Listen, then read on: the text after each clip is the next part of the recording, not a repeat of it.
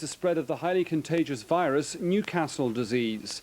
This afternoon, the Irish Veterinary Association warned of the imminent danger of the disease affecting birds here. There have been 7 outbreaks in the north, and so far nearly 500,000 birds have been slaughtered there.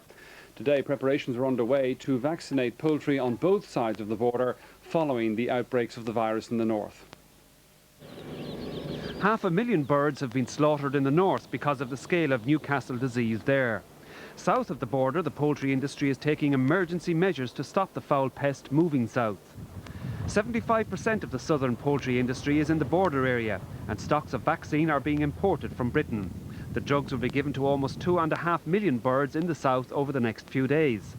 Checks have been underway along the border for the past week to ensure that any poultry being taken across have the necessary documentation and approval.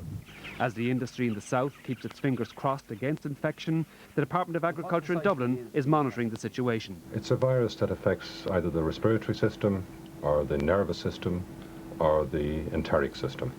And how does it show itself? By respiratory signs, by paralysis, or by diarrhea. And how does it spread? It can spread by respiratory means, or it can spread by contact. And obviously, in the current situation, wildlife are being blamed to some extent. The Department of Agriculture here also said that there is no threat whatever to consumers. Meanwhile, the Veterinary Association has warned that the danger of Newcastle disease spreading south is imminent. The vets called on all poultry producers to participate in the voluntary vaccination scheme.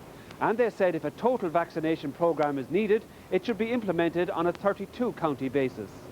The Farmers Association, however, said that vaccination is not the panacea to solve all potential problems. While it could be worthwhile, the IFA say, as a precautionary measure, it must be supplemented with good flock management and sound disease avoidance measures.